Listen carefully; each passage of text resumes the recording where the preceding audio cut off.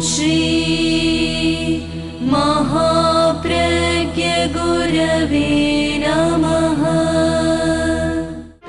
जिसके सांसों में रहता है शाश्वत शांति का स्पंदन, उस महाप्रज्ञ को वंदन, उस महाप्रज्ञ को वंदन।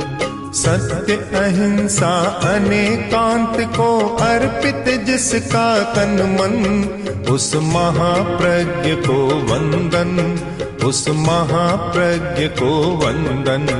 जिसके सांसों में रहता है शाश्वत शांति का स्पंदन, उस महाप्रज्ञ को वंदन, उस महाप्रज्ञ को वंदन।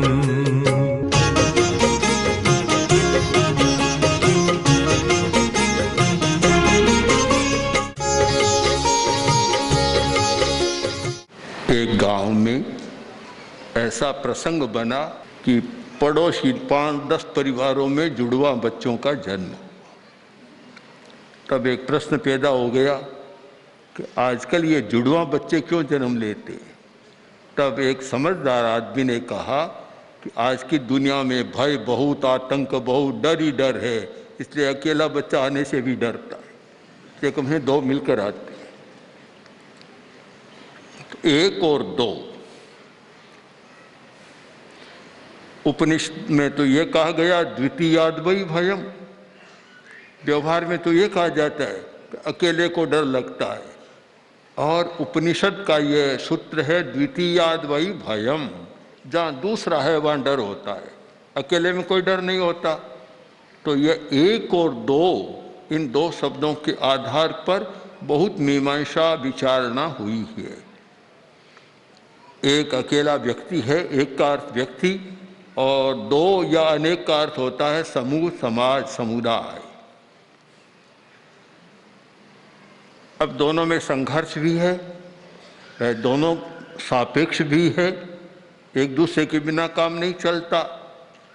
बहुत लंबी चर्चा व्यक्ति और समाज, व्यक्ति और समूह के विषय में होती रही है।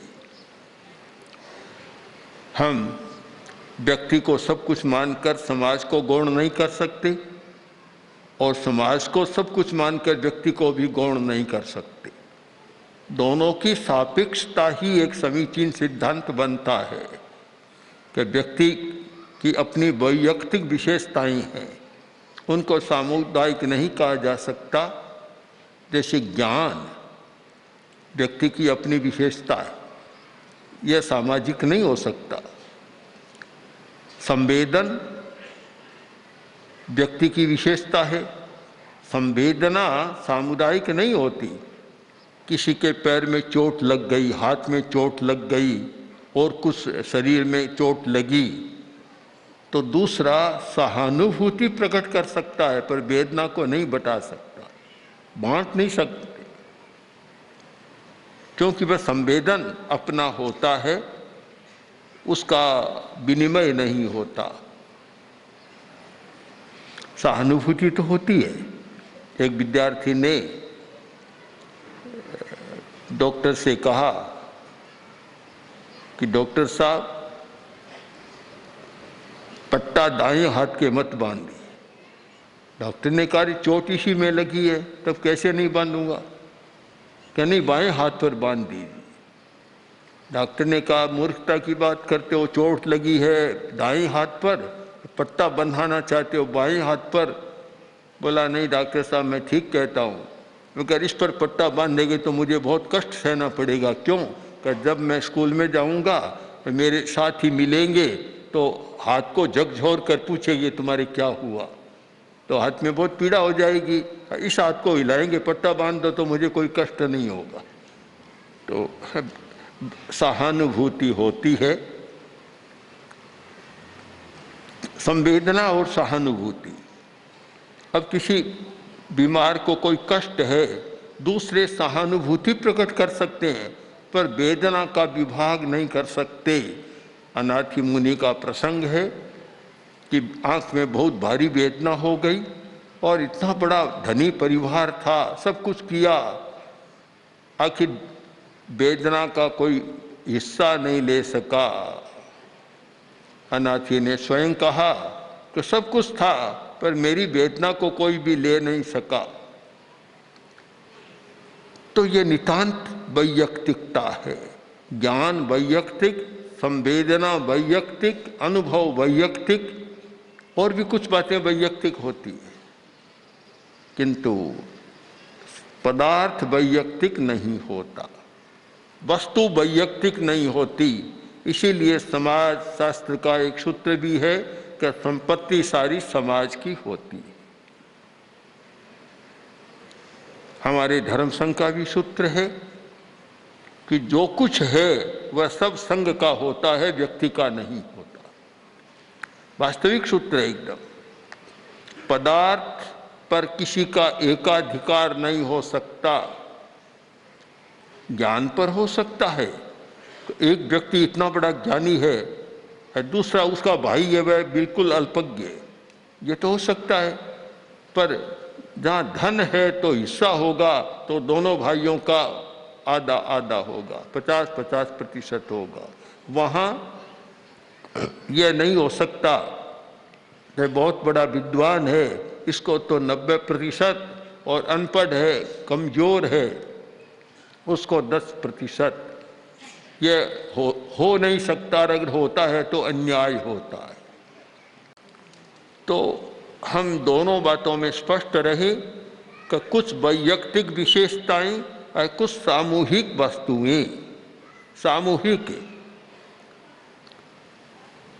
हमारे धर्म संघ में इसका बहुत अच्छा व्यवहार हो रहा है। जैसे एक मुनि का पात्र है, उस पर नाम रहेगा मुनि मोहजीत कुमार। ऐसा लिखेंगे तो गलत हो जाएगा कि मुनि मोहजीत कुमार की पात्री, ऐसा लिखे तो गलत हो जाएगा। उस पर लिखना होगा मुनि मोहजीत कुमार की निस्त्रा में पात्र। इसका मतलब है कि उपयोग के लिए मेरे पास है संपत्ति संघ की, मेरी नहीं। मेरी नहीं, पात्र मेरा नहीं है। पात्र, उपकरण, वस्त्र आदि जो कुछ पदार्थ है और जो धर्मोपकरण है, उस पर भी मेरा अधिकार नहीं है, मेरा नहीं है। अगर कोई कह दे मेरी पात्री तो गलत होता है। मेरी निस्राय की पात्री मतलब काम लेने के लिए मुझे दी गई पात्री है। तो इसका अर्थ साफ है कि सामुदायिक और पदार्थ दोनों का संबंध है। पदार्थ समूह का होता है, समुदाय का होता है, समाज का होता है, व्यक्ति विशेष का अधिकार नहीं होता। आज की समस्या तो यही है कि संपत्ति वैयक्तिक बन गई। यह संपत्ति की वैयक्तिकता ही आज समस्या पैदा कर रही है। उत्तराधीन सूत्र का एक सुंदर वाक्य है कि संयोगा विप्पमुक्कस्य अणगारस्य भिक्षुणो। साधु के 3 लक्षण बतलाए गए। पहला लक्षण है संयोग से मुक्त है। जितने संयोग हैं, माता पिता भाई अथवा पति पत्नी आदि आदि सारे संयोग हैं, इन सब संयोगों से मुक्त हो जाता है। हमें भी ध्यान देना है, साधु साधियों को, श्रमण श्रमणियों को ध्यान भी देना है कि संयोग से मुक्त होकर और फिर पारिवारिक मोह की बात मन में नहीं आनी चाहिए।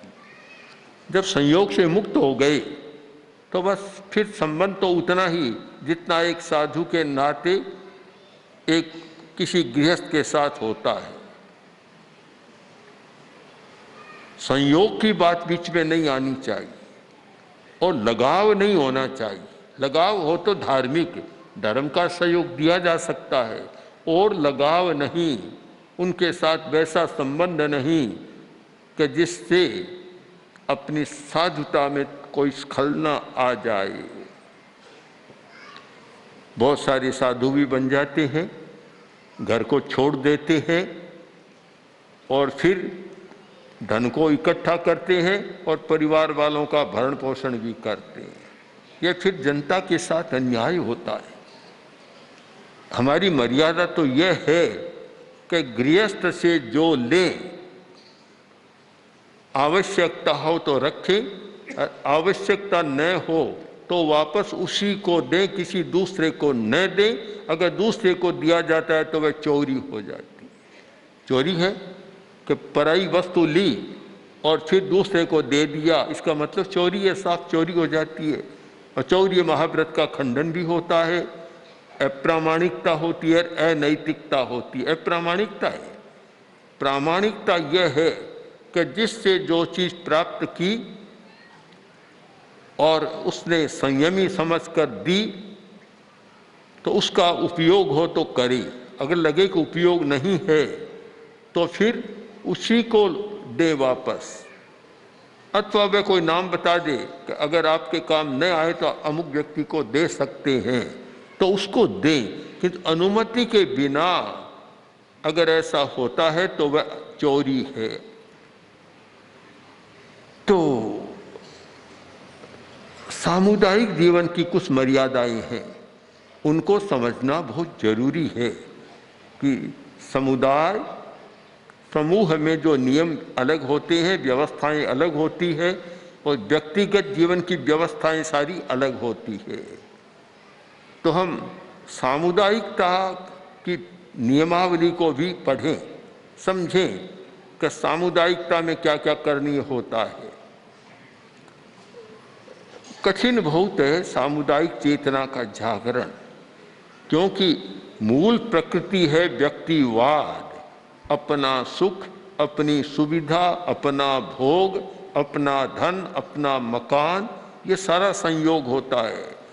इसीलिए संयोगा विप्पमुक्तस्य, संयोग से मुक्त होना साधुता का पहला लक्षण है कि संयोग से मुक्त रहना। जितने भी संयोग है उनको मानना कि संयोग है और एक दिन निश्चित इनका वियोग होने वाला है, उनमें आसक्त नहीं होना, लिप्त नहीं होना है। ये संयोग मुक्त चेतना जब यह होती है तो हमारी पदार्थ के प्रति आसक्ति भी कम हो जाती है। अन्यथा पदार्थ के प्रति आसक्ति होती है। व्यक्ति समुदाय कब बनता है? व्यक्ति की अपनी वैयक्तिकता है, पर समुदाय कब बनता है कि वह पदार्थ के साथ जुड़ जाता है। पदार्थ के बिना जीवन नहीं चलता, इसलिए इस मायने में वैयक्तिकता नहीं है, सामुदायिकता है। क्योंकि पदार्थ के बिना काम नहीं चलता। रोटी, पानी, कपड़ा, मकान, दवा आदि आदि जितने पदार्थ हैं उनके बिना किसी का जीवन नहीं चलता, सबको चाहिए। गृहस्थ की बात नहीं, साधु का जीवन भी नहीं चलता। तो इस अर्थ में साधु भी सामाजिक प्राणी बन जाते, सामुदायिक बन जाते, क्योंकि समुदाय का पूरा उपयोग करते हैं। किंतु सामुदायिक चेतना को हम विश्लेषित करें तो हमें दो भूमिकाओं पर जाना होगा कि सामुदायिकता को कोई छोड़ भी नहीं सकता, इसलिए सामुदायिकता बहुत जरूरी है। और सामुदायिकता ऐसी भी नहीं होनी चाहिए कि जहाँ वैयक्तिकता को हानि पहुँचे। दोनों दिशाओं में चलना है, वैयक्तिकता को भी सुरक्षित रखना है और सामुदायिकता का भी उपयोग करना है। एक सुरक्षित रखने का प्रश्न, एक उपयोगिता का प्रश्न। यह हमारी उपयोगिता का प्रश्न है और इसका कारण अकेला व्यक्ति जी नहीं सकता। दूसरों का सहयोग लिए बिना कोई भी नहीं जी सकता, चाहे छोटा हो चाहे बड़ा हो। बड़े होते हैं उनको तो और ज़्यादा सहयोग की जरूरत रहती है, कोई जी नहीं सकता। इसलिए सामुदायिकता का सम्मान करना होता है कि हमारा जीवन सामुदायिक है। हम दर्शन की भाषा में कहें तो कह सकते हैं कि आत्मा वैयक्तिक है और जीवन सामुदायिक है। आत्मा तो वैयक्तिक है, अस्तित्व सारा वैयक्तिक होता है, किंतु आत्मा अभी तो शरीरधारी है। कोई भी शरीरधारी कोरा वैयक्तिकता की भूमिका पर नहीं जा सकता। शरीरधारी है, उसे समुदाय की, समाज की भूमिका पर भी करना होता है।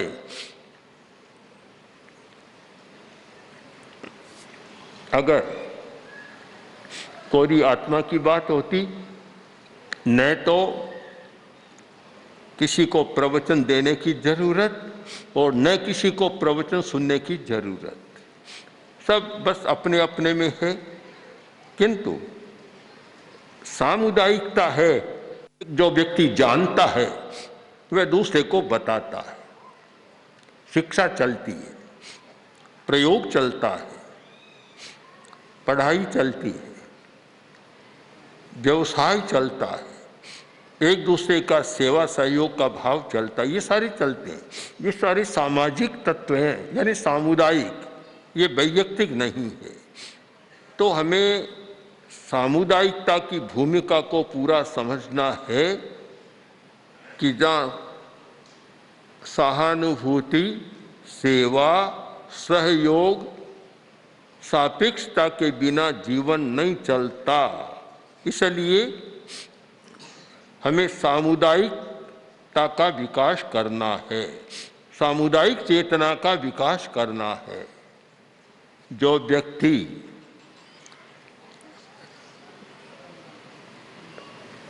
अपने स्वार्थ में रहता है और सामुदायिक चेतना का मूल्यांकन नहीं करता, वह अच्छा जीवन नहीं जी सकता।